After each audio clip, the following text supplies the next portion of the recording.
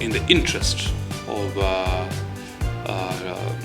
transparency and in the interest of accountability to the Kenyans, to all Kenyans who are the biggest stakeholders in football, it was prudent that we make an official statement on the situation, of the status of the national coach, and thereafter what the way forward would be. So I'll just read a short statement, and from there we will be able to take your questions, and I would request that you keep it within the agenda or the subject. Through the Office of the General Secretary, Football Kenya Federation, FKF, is in receipt of the communication from national team coach, Engin Firat. The first over notice of termination is contract entered in November 2021. The matter has since been forwarded to the new FKF executive for review and deliberation. As you're all aware, Kenya, together with our two neighbors, Uganda and Tanzania, will be hosting the Africa Nations Championship (CHAN) in February 2025. And as a federation, we need to move with speed to put a team in place and start early preparations. Notwithstanding, with the notice, FKF wishes to move with speed to address the matter at hand, and with due course, we will provide direction on the same after internal consultations. Firat initially entered a 2-month contract with FKF in September of 2021. Firat initially entered a 2-month contract with FKF in September of 2021 that later earned 4 years and 2 months extension until January of 2026. Part of this of his deliverables included qualifying for Kenya for the 34th edition of the 2023 Africa Cup of Nations, as well as the 35th edition of AFCON 2025, which could have earned him a further 2 years contract extension.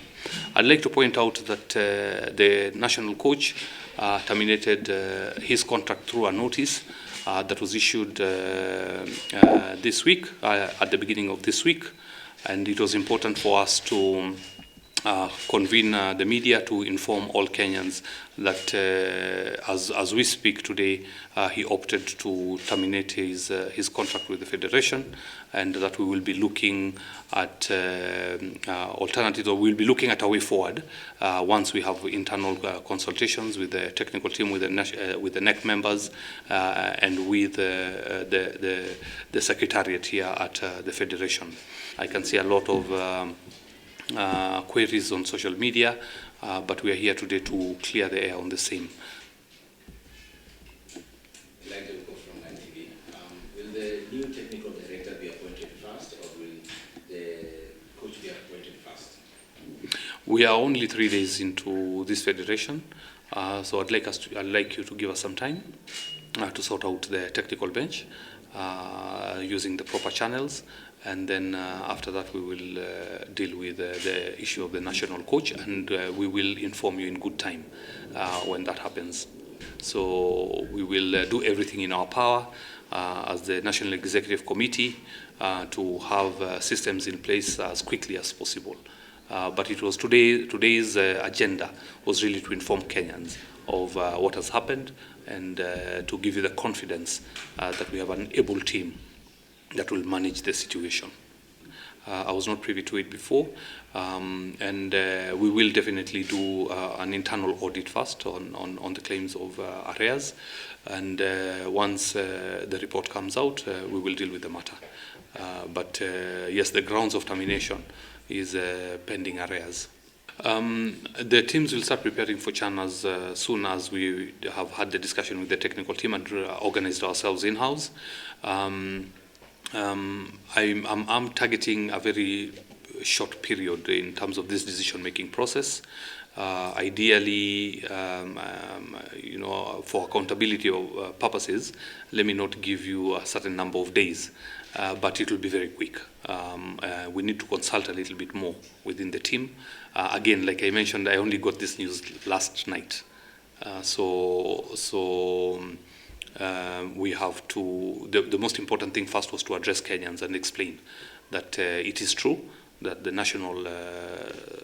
coach of the national team decided to terminate, to exit the contract, and that we have to find a solution now moving forward.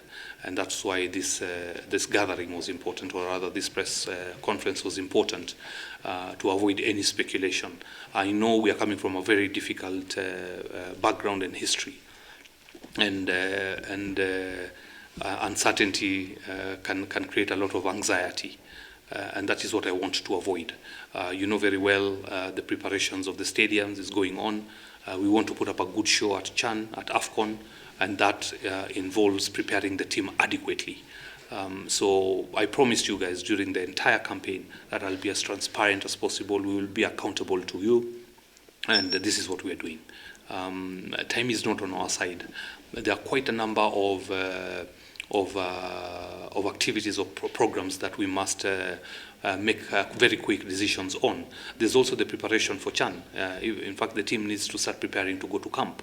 So there's a lot to be done within a very short period of time, within limited resources, and then we will be asking for patience. We'll be asking for support from partners, from government, from everybody. We cannot do this job on our own, and it is imperative that everybody joins hands to start building our football again, especially the national team.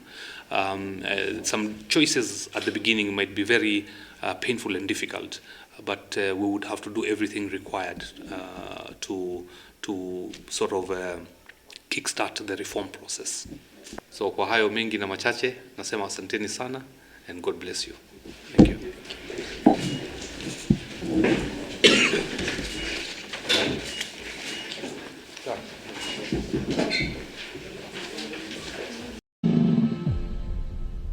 Wanaingia uzuri Ngwe. Mwamuzi anafunika penalti. Alipigwa mtama Victor Otieno Aguero. Pilato mcheza anasema tokeni, tokeni, tokeni. Tayari ametafsiri kuwa ni penalti baada ya kucheza position yenye kasi zaidi. Kalala kule chini George Kado.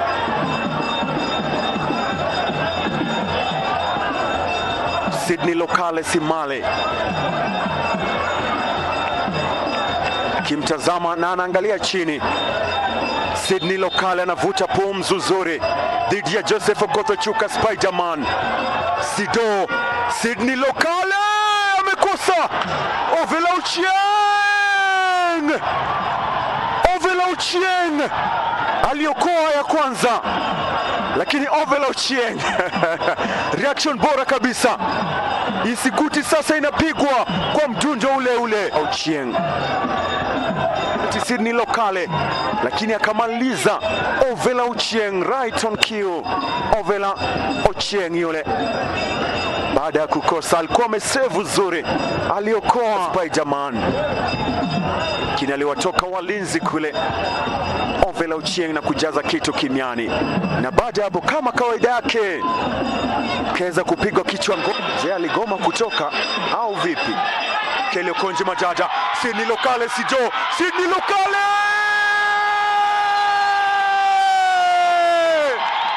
Ni nini? Niacheni nifunge tu mimi. Ni Sydney Lokale Simale. Ni sasa. Wow, Kelio Konji Majada, what a pass. Imepenyeza katikati ya walinzi wale wawili. Amefanya run bora kabisa katikati ya Mike Bwage na Charles Aramu Momanyi. Akatumia janja mbele yake Mike Bwage Evans. Mwisho wa siku akala tobo. Joseph Okoth-Ochuka Spiderman anauliza ni nini? Mimi ndio Sydney Lokale wa Ingwe. Mimi ndio ya Shabana Tore Bobe wapo mbele. Kogalo amefunga. Christopher Ochieng Mandukich anaingia tena uzuri. Victor Mune Ochami, wow! Victor Mune Ochami moto kweli kweli, aliyetoka bench naye ikafunga. Ingwe ya Matere sasa akinyanyuliwa juu. Victor Mune Ochami fataki chini kwa chini, ameweka ya tatu ndani, amewabugiza na kuelewesha Tusker. Ilikuwa ni pasi yake Kelly Okonji Madada. Start yake ya kwanza, amepiga assist ya pili back to back, lakini ni shuti ya chini kwa chini, mpira ukajaa kambani kule. Victor Mune Ochami anapachika goli lake la 3 la msimu na kuwapa goli la 3 Ingwe. Kelly Okonji Madada, kipenzi cha wengi. Victor tena Guero, Boniface Kweyo, Munyendo umekula nguzo, bado wanafanya nini? Unako yes, ni Boniface Kweyo. Munyendo alijaribu ya kwanza, ikala mtambao ule wa panya, kizaza langoni, anafika kumaliza sasa. Munyendo akaja na kumaliza mwenyewe tu, alimegewa Kweyo. Munyendo ukala nguzo, wakapambana kuondoa, lakini mwisho wa siku chako ni chako tu, asikwambia mtu, chako ni chako. Akaja tena na kumaliza, ametuma, na baada ya kutuma pesa zile akakonfirm Boniface Kweyo. Munyendo anafunga goli lake la 3 msimu huu na kuwapa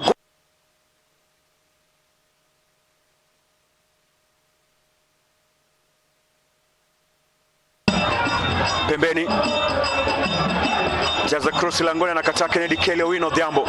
Rano Gam Wesley Rabok cheza na BBZ Boban. Sasa angalau wanapata moja.